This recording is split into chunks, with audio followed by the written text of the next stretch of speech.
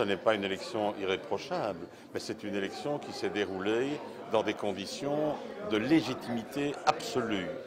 Aujourd'hui, le président Ibeka a la pleine légitimité. Il est clair que c'est lui que les électeurs ont choisi pour être président. Personne ne peut douter de ça. Vous savez, c'est déjà un résultat assez remarquable. Alors, on a fait un certain nombre de recommandations. Il y en a qui sont plus importantes les unes que les autres.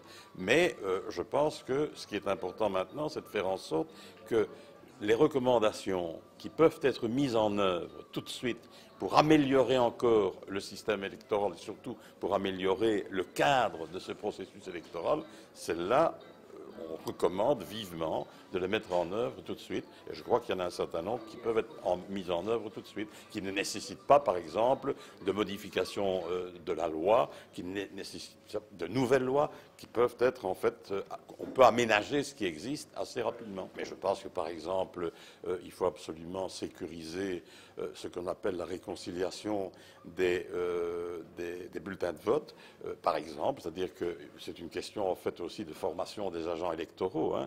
Il faut aussi que les agents électoraux, quand je dis la réconciliation des bureaux de vote, ça veut dire compter pas des bureaux de vote, des bulletins de vote, compter les bulletins de vote au moment où on entame l'ouverture du bureau, compter tous les bulletins de vote qui ont été utilisés, faire la somme, ceux qui n'ont pas été utilisés, faire la somme de tout ça pour voir si ça correspond. Ça, c'est évidemment un élément important pour lutter contre la fraude. Bon, ça c'est un premier point.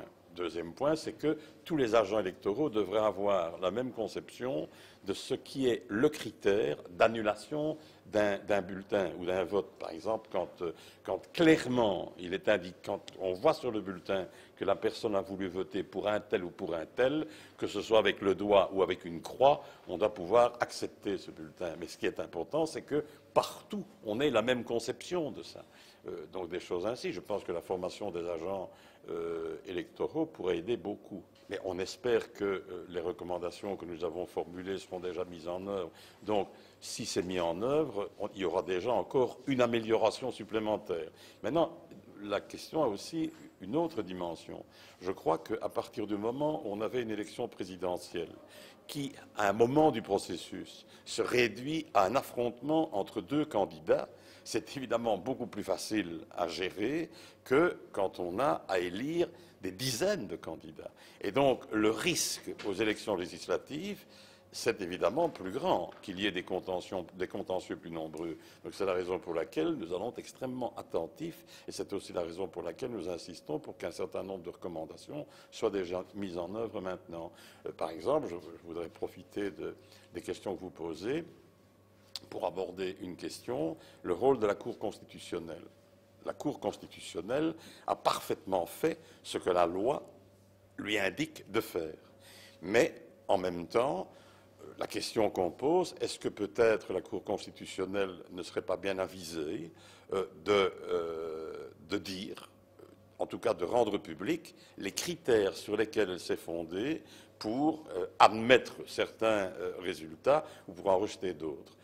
Elle a certainement de bonnes raisons d'avoir agi ainsi, mais je crois que ce serait plus rassurant pour tout le monde si on était informé de ça. Elle n'est pas obligée de le faire. La loi ne lui oblige pas. Et elle a peut-être de bonnes raisons de ne pas le faire.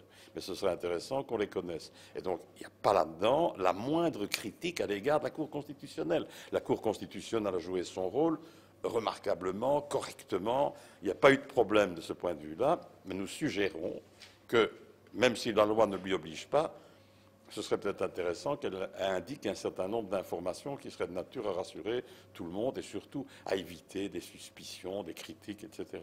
Il y aura une centaine d'observateurs. Ils seront déployés comme la fois passée et on est occupé à étudier les moyens matériels et logistiques pour aller à Kidal et pour aller au nord. Mais je ne peux pas encore répondre aujourd'hui si nous aurons la capacité logistique d'y aller. Nous le souhaitons, mais ça nous devons encore étudier.